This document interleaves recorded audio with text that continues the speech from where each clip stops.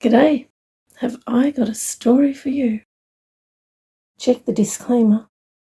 Season 1, Episode 43, Excessive Doses. Previously. Hello, I say in my thoughts. I'm Feline. Pleased to meet you, Feline. I'm Ambrielle. I hear. Continues. I can see that Ambrielle is glad that I could link our minds. She is using this ability to search for a man's thoughts. He is nearby. He is known as the Mangler, and she thinks that he is about to leave. She wants to watch to make sure he doesn't interfere with anything that little sweetheart might be doing. Ambrielle suspects that she is helping people. How does she watch his thoughts without actually linking to them? Oh, I see. This is easy. I wish I knew about this before. It would have been a great advantage with those scientists' tests. We are watching the Mangler's thoughts. He seems to be amusing himself with two meanings of the word petrified. He is thinking that Claude will meet his death and become a petrified statue in his museum. He wants it known that if he is crossed, petrification is a possible consequence. He's sure that no one will ever dare cross him, knowing they will be put on display as a petrified corpse. The plaque stating how he lived, petrified. He watches to ensure that Emile is not close by, and then steps through the portal painting, one of many he has in his possession. He's proud that he has the most portal paintings of any man in the world, or so he thinks. Claude and Emile, he knows that they would never destroy it. It is the only way they believe they could ever leave. He thinks of them as fools, and that they will never leave, except through. Now his thoughts are racing. What if they know? What if they don't care that they will? What if nothing matters to them anymore? What if they would try to take me with them? I have control, don't I? They would never try to kill me, not when there is a chance they can leave. Would they? What if they know death is coming and are plotting against me? Could she have told them? Does she know? She is a child. She should know nothing. She should bond with me. He exits into the back room chamber of his office. No one knows about this room except him. And now us. And what about the people who built it? Oh, all. He's sure that he knows so many things that no other man knows. He checks the surveillance screens, then pulls the lever and waits. The wall slides open. He enters his office and watches as the bookcase slides back into the recess of the wall, making the entry invisible. He thinks that no one can enter his chamber, because it's keyed to his DNA alone. There are things he wants to organise, the tape to show everyone how effective his programming techniques are, eventually replacing the bunny program, a feat of which they will all be in awe, or so he thinks. He wants everyone to be in awe of his genius, and wants his experiments known as the only ones that render these kinds of results. His thoughts are racing again. What if they notice I don't know how these results occurred? No one would check on me. What if they realize I do not know how to replicate this? What if they want a live demonstration? I can't give too many details, or they will know it's a farce. I have to sound like I'm just keeping my methods a secret. I am. Aren't I? What if someone else figures it out before me? Someone I can't. They can't know every discovery I'm credited with has been someone else's discovery.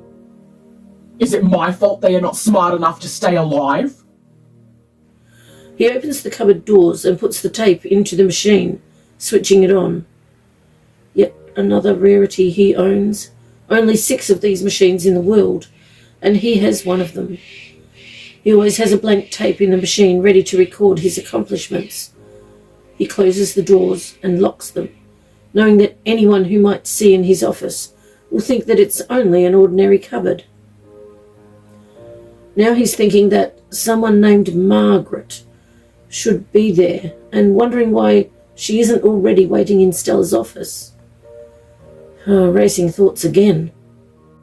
I haven't ordered her here yet. She should know to be here. How can I expect her to know if I haven't summoned her? I shouldn't have to summon anyone where they are needed. She should anticipate my every need. Everyone should. Why is everyone so slow? What is required of them is obvious. He walks out of his office door to see one of his spaced-out experiments at her desk and orders, Stella, send for Margaret immediately, and I mean immediately. I want her here now. His thoughts continue to race. Why is no one organised? Stella should anticipate my every need. She is my secretary. How can she be so useless? She should know what I need before I do and have it here ready for me. Should she really know something before I do? Being too spaced out is no excuse. Do they space out because of my faulty programming? No! Everyone should anticipate my needs and be ready. This is unacceptable! He sits down at his desk, listening to her voice booming over the speakers, ordering Margaret and a tea lady here immediately. When he hears a knock on his door, he calls out, Coffee! 1 sugar, milk, a scone with jam and cream and 2 Tim Tams. He loathes breaking in a new tea lady. What happened to the usual tea lady?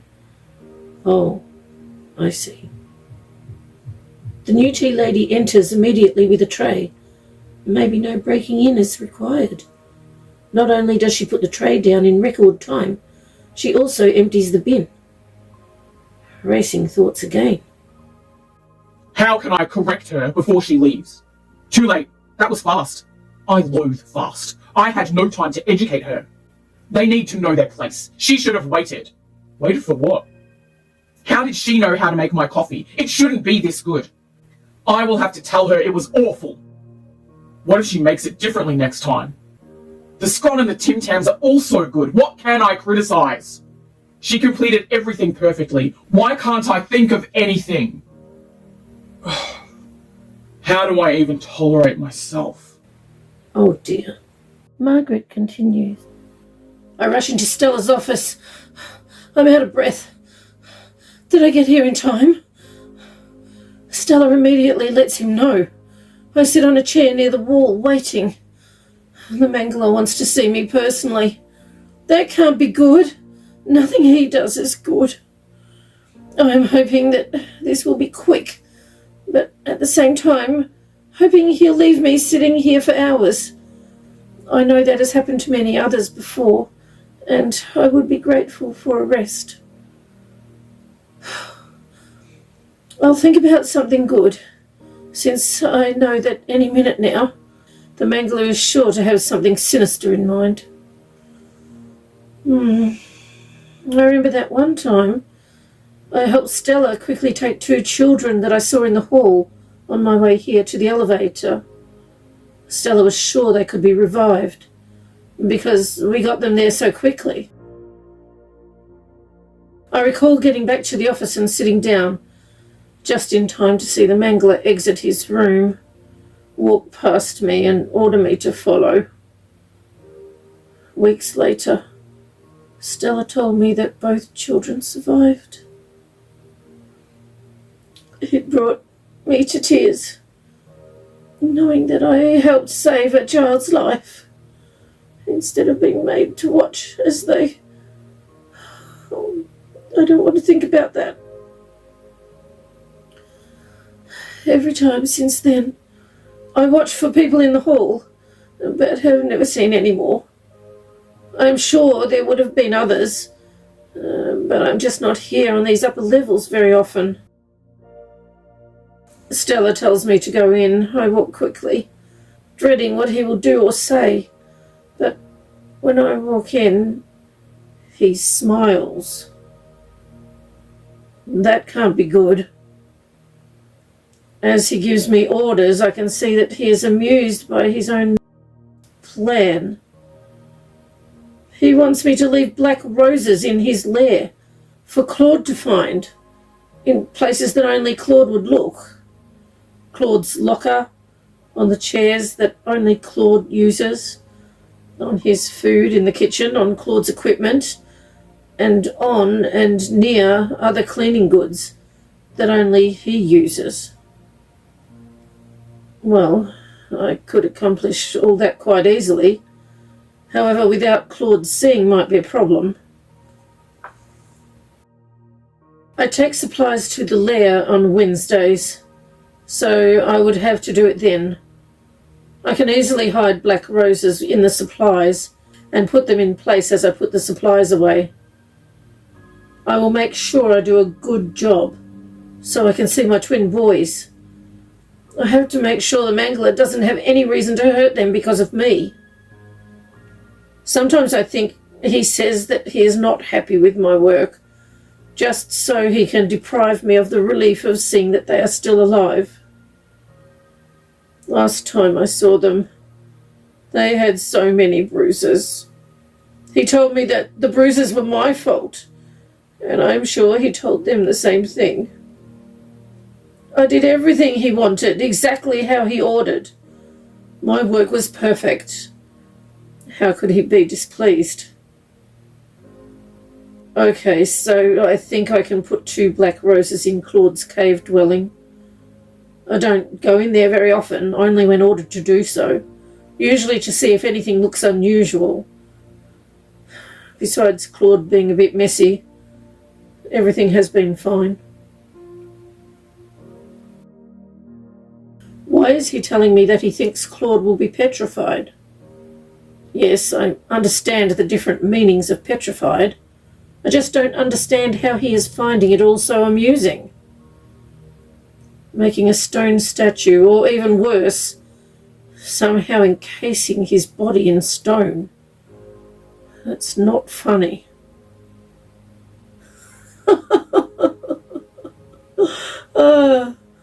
I laugh anyway. I could see that he expected me to laugh. It's not easy to laugh when feeling so nauseated.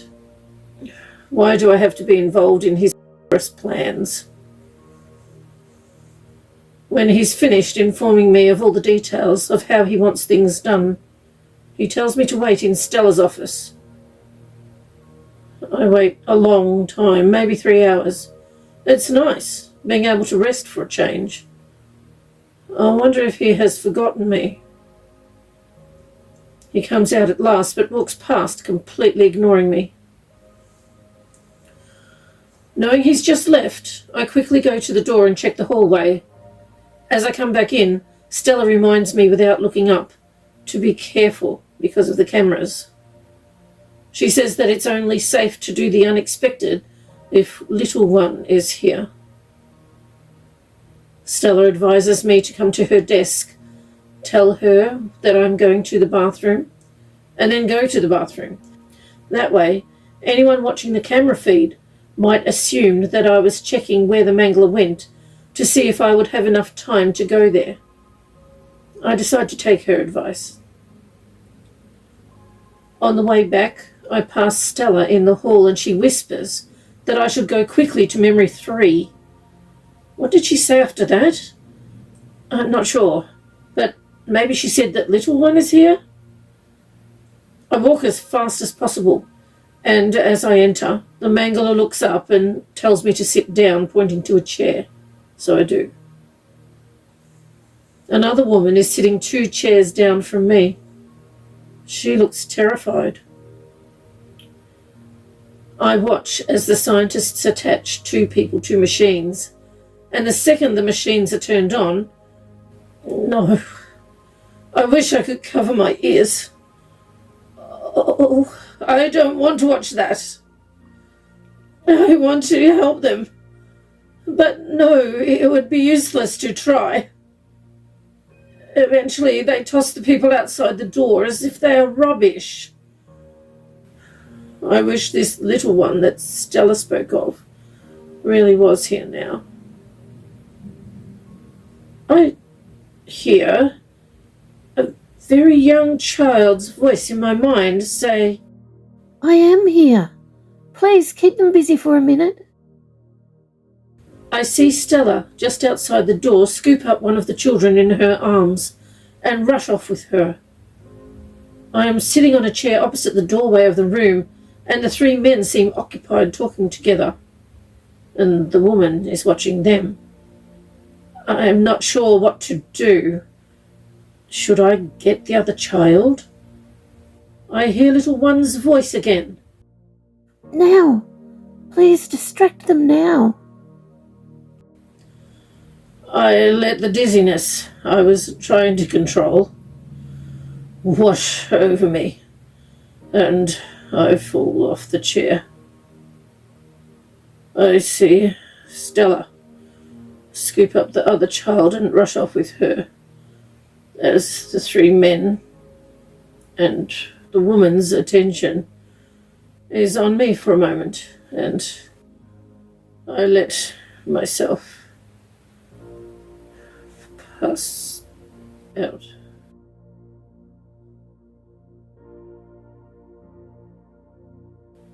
As I wake up alone in the room, on the floor where I fell, in my thoughts I hear, "The children are both alive. You helped us save them. Thank you so much." I feel tears in my eyes.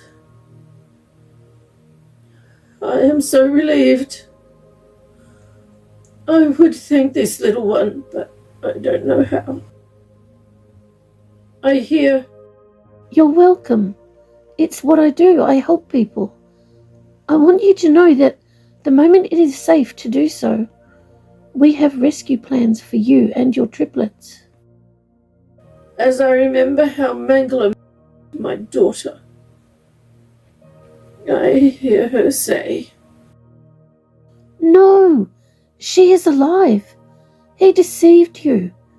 He gave her excessive doses of a sleeping, and she survived. All three of your children are alive." Well, is this what will happen to me now? Is there really a voice in my head, or am I imagining things? Did I really see those atrocities happen before my eyes? Did Stella really scoop up two people and take them somewhere? Probably the elevator. Or is Mangala playing some kind of a cruel mind trick on me? Am I supposed to be elated that my daughter supposedly still lives, only to be told later that she is dead, and grieve all over again? I saw her. He killed her. In front of me. Should I not believe my own eyes? Or was that the deception? I am so confused.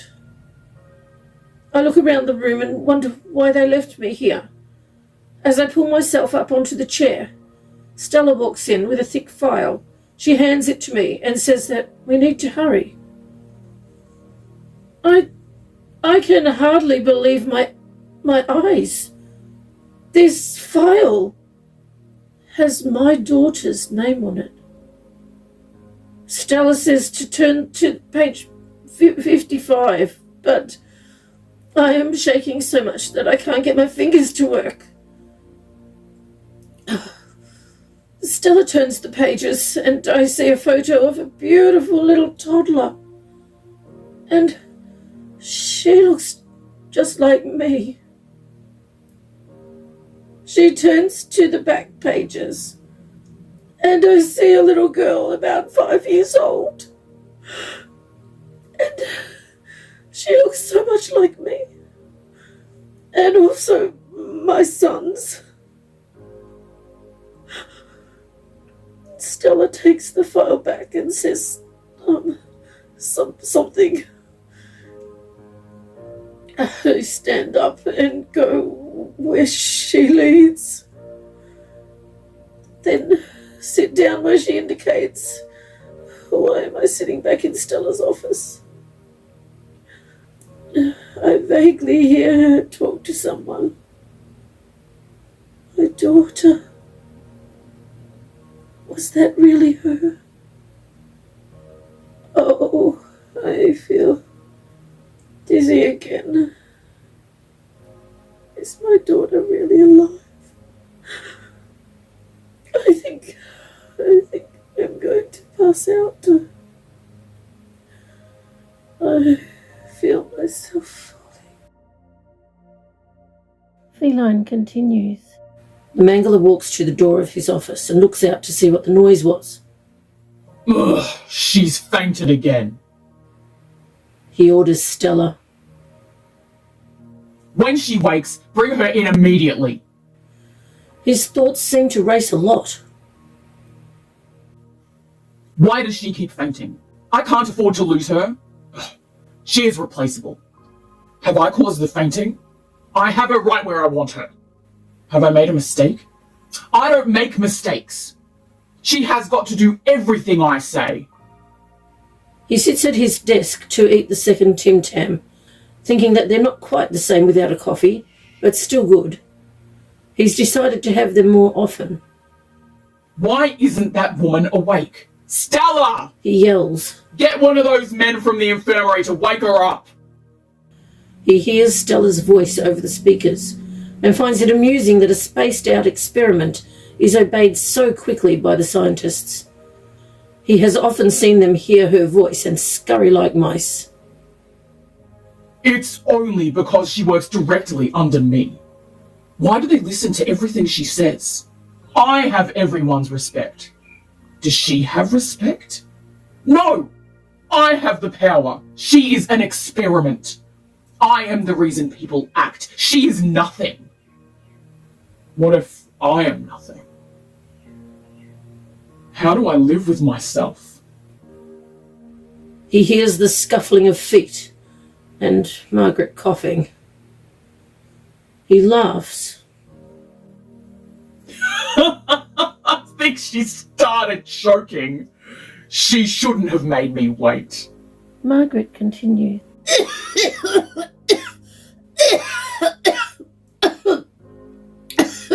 Oh, that smell!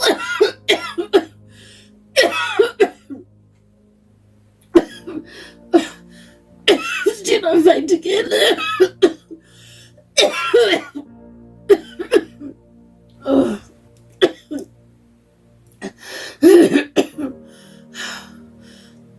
What's that?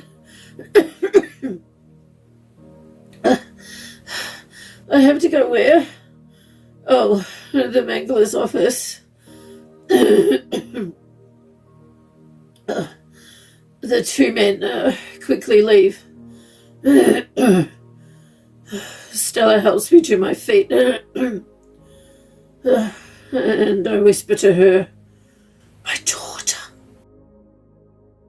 Stella whispers to me that little one says that she is alive and that I saw for myself the file. Stella's helping me to his office. She tells me that I need to concentrate, just for a little while, on what the Mangler says. Then we can discuss my daughter if we get the chance. I whisper, thank you. I am now standing in the Mangler's office. He is talking, but all I can think about is my daughter. Oh, and now he is yelling at me. What was he saying? I hear the young child's voice in my mind again. Margaret, say yes, sir. Quickly, say it now.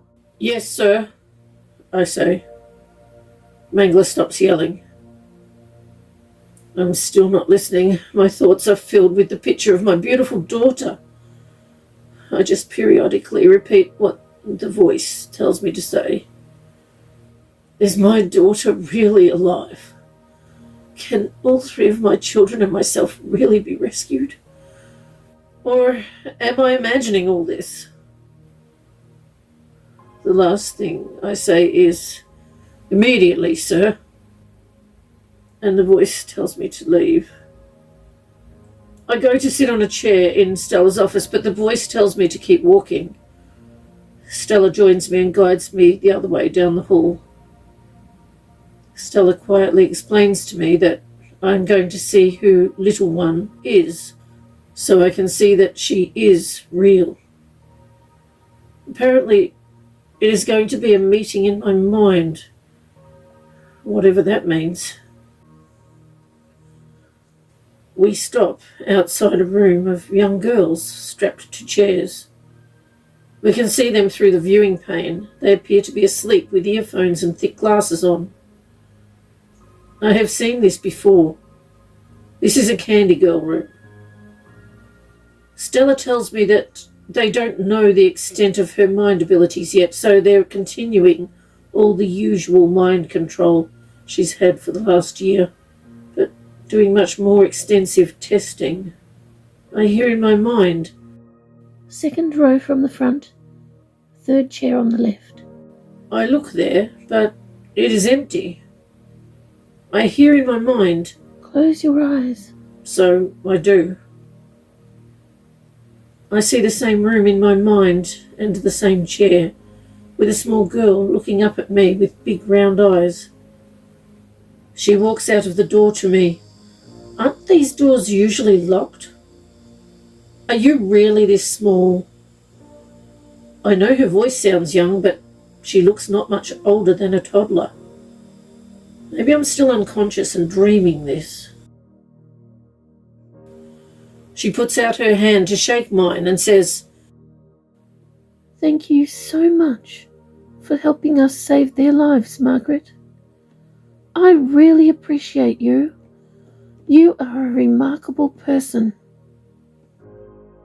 In my mind, I see myself squat down and take her hand. She is so warm. With her left hand, she points to my forehead, and I hear her in my mind again. I know that she also hears me, and I ask many questions. She seems so gentle, and I can see her sincere desire to help people. During this time, I learn all that the Mangler had said earlier when I wasn't paying attention, and she reiterates it all a few times to make sure I remember everything. He just repeated what he wants me to do with the black roses. Situate them perfectly for maximum exposures, were his exact words, and wants it done discreetly without Claude knowing.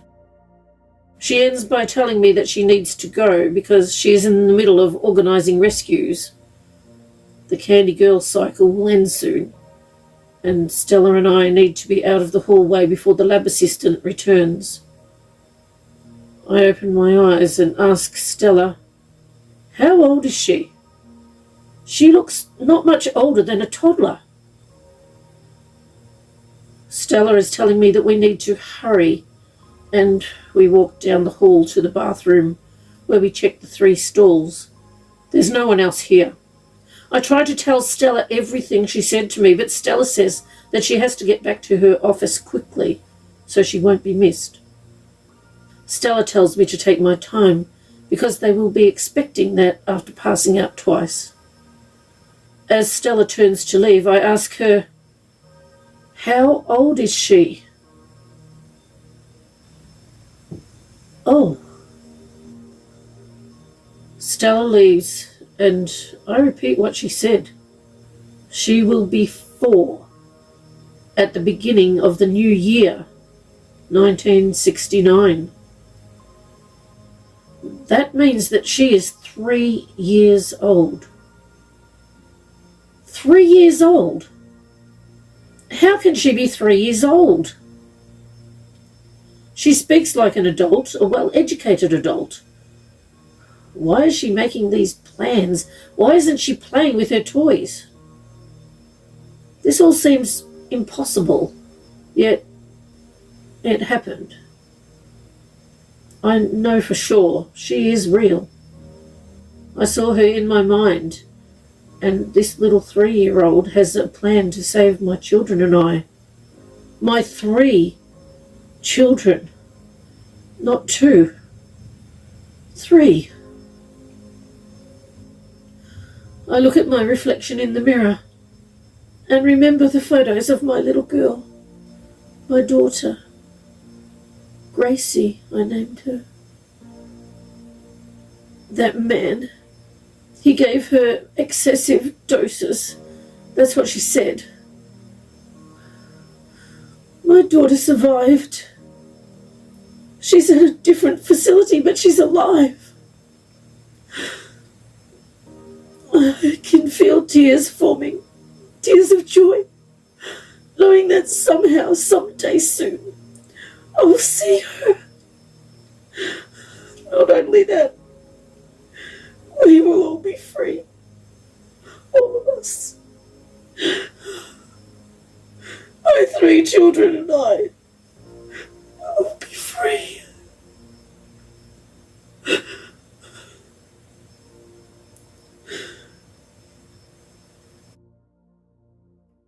Thank you so much for joining us with the cuppa. We appreciate your company.